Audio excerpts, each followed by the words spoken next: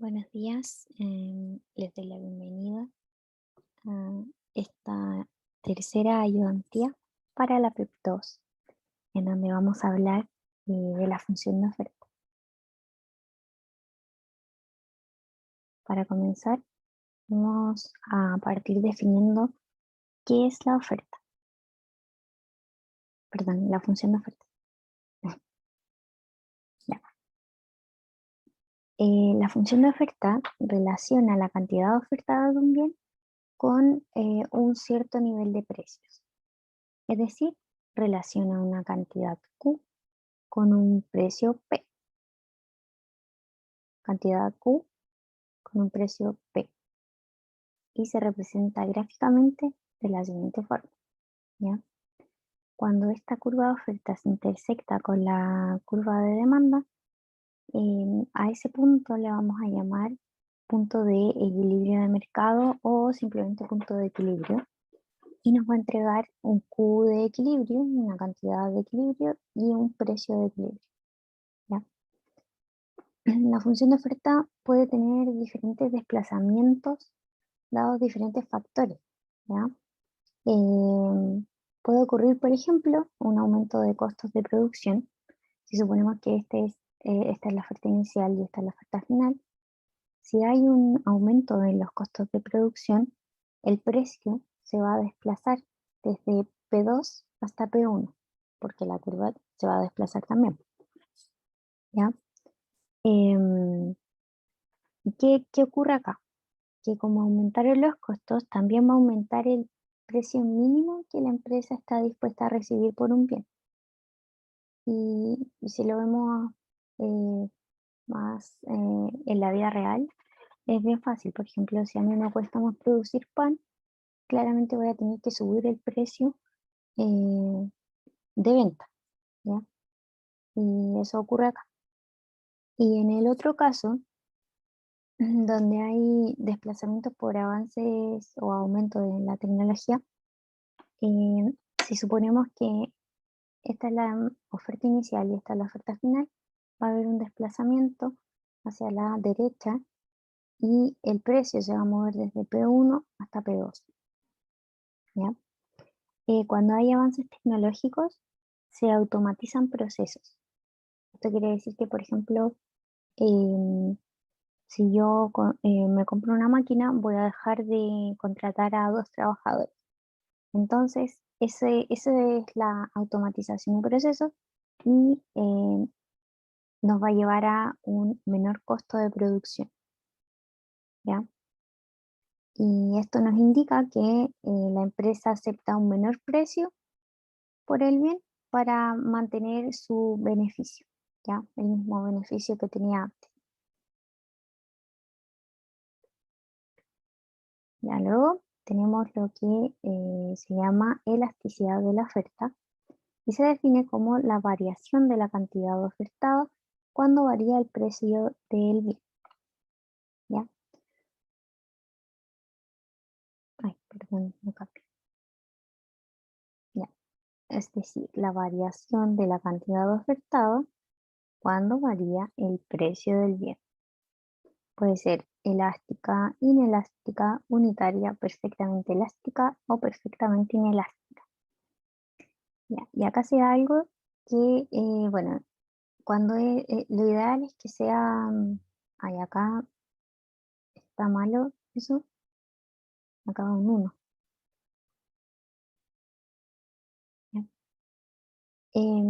Idealmente la elasticidad tiene que ser unitaria, ¿ya?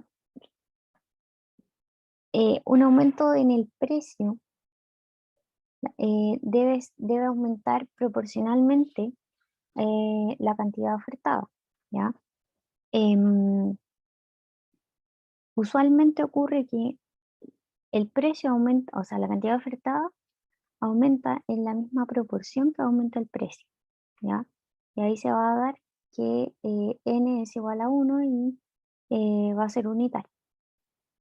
Pero ocurren otros casos, otros 4 casos en los que no se da. Entonces, si por ejemplo em, se produce un cambio mayor en las cantidades ofrecidas respecto al precio, si la proporción de precio, perdón, la proporción de cantidad ofertada aumentó mucho en relación a la proporción de precios, la elasticidad va a ser elástica. Em, si esta proporción es menor, por ejemplo, si yo aumento el precio en una proporción y la cantidad ofertada no aumenta en la misma proporción, es decir, menor, vamos a tener que es inelástica, ¿ya? Cambio proporcionalmente menor que que el cambio en el precio. Luego tenemos que si n es igual a cero, va a ser perfectamente inelástica. Y bueno, estos dos casos cabe recalcar que son casos más extremos. Y bueno, esto nos indica con n igual cero que la variación del precio no va a afectar a la cantidad de oferta, ¿ya? La proporción en la que cambia la cantidad ofertada es igual a cero. Entonces, em, eh, no se ve afectada la cantidad, claramente. Y cuando n tiende a infinito va a ser perfectamente elástica y esto quiere decir que cualquier cambio en el precio va a producir cambios gigantes en la cantidad ofertada Q, ¿ya? Bueno, ahora tengo un ejercicio que dice, un mercado competitivo del rubro de las poleras posee las siguientes funciones de oferta y demanda. Bueno, acá está la función de oferta, perdón, de demanda y acá está la función de oferta, donde P es el precio del mercado. Además, se conoce por un estudio que el costo de producción del bien está dado por la siguiente función. Y acá está la función de costo total. Y nos piden determinar el máximo costo que puede tener la empresa, el costo variable, costo fijo y curva de oferta a partir de la función costo total. Además, explique si la función de costos es a largo o corto plazo. Luego, obtenga el precio y la cantidad de equilibrio en el mercado de las poleras, determine si es conveniente seguir produciendo esa cantidad del bien y finalmente obtenga la cantidad a producir sabiendo que ese es el punto mínimo que está dispuesto a ofrecer como productor. Bueno, ahí lo vamos a explicar todo muy bien y vamos a partir con la primera que nos dice que debemos obtener el máximo costo que puede tener la empresa. Bueno, yo acá me adelanté y pasé los datos que me habían dado en el enunciado y se me olvidó la pregunta. Obtener el máximo costo que puede tener la empresa. Ya, máximo costo que puede tener la empresa.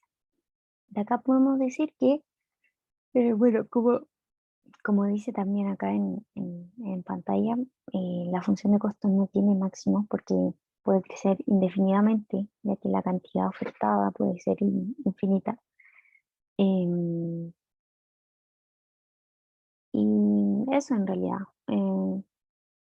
Mientras más aumenta Q, más aumentan los costos, claro. Y no hay límite para el aumento, no hay límite para producir. Entonces, si yo me pongo del lado del productor, puedo decir que no existe un límite para aumentar los beneficios, ¿no? Luego en la B nos piden calcular el costo variable, costo fijo y la curva de oferta. Ya. Tenemos esta curva de costos totales. Los costos totales se definen como el costo variable más el costo fijo. Anteriormente había dicho que el costo fijo es constante en el corto plazo, ¿ya? Entonces, acá tenemos una variable que es constante. Y vamos a definir eh, el costo fijo como 10. Está acá. Y, perdón, acá. Y el costo variable va a ser el resto, porque era la suma, ¿ya? Entonces, el costo variable va a quedar de la siguiente forma, el costo fijo de la siguiente forma.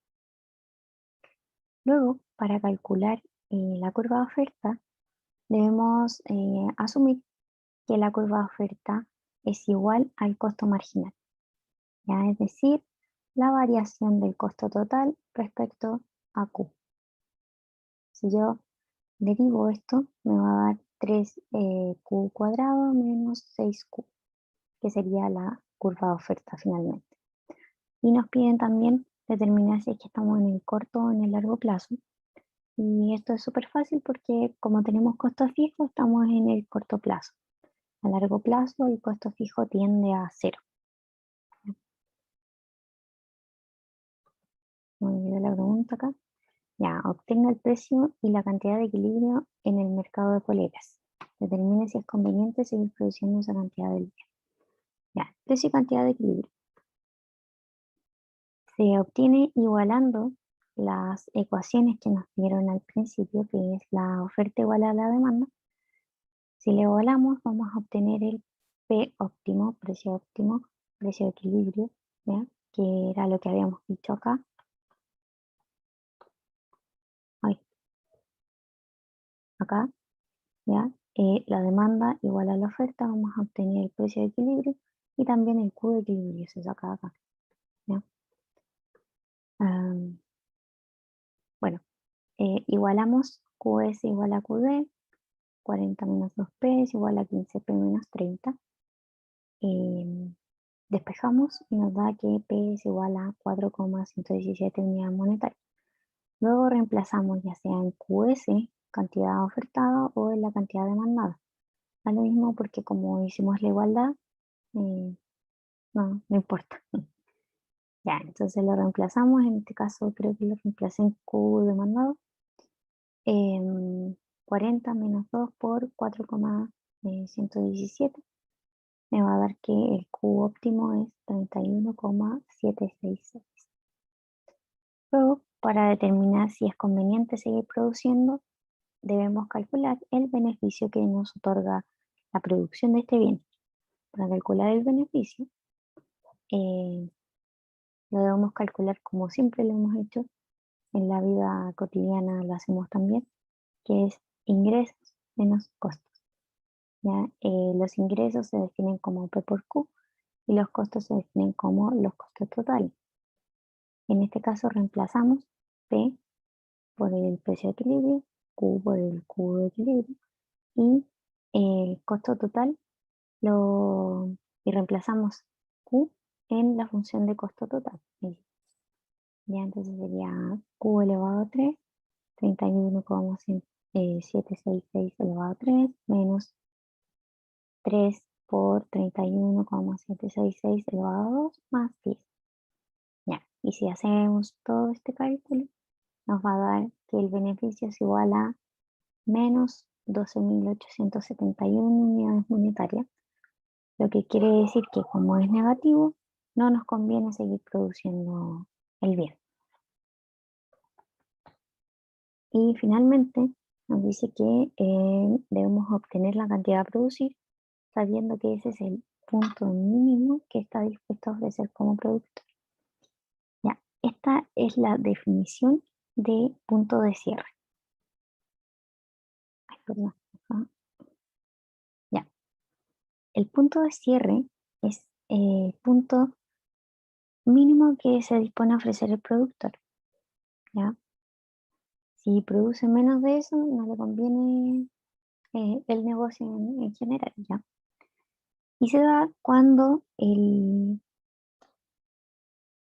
perdón, se calcula como el mínimo del costo medio variable igual a cero. O sea, tenemos que em, tomar como una verdad, ¿ya? Esto. Se da cuando el costo medio variable es mínimo. Y para efectos de cálculo lo igualamos a cero.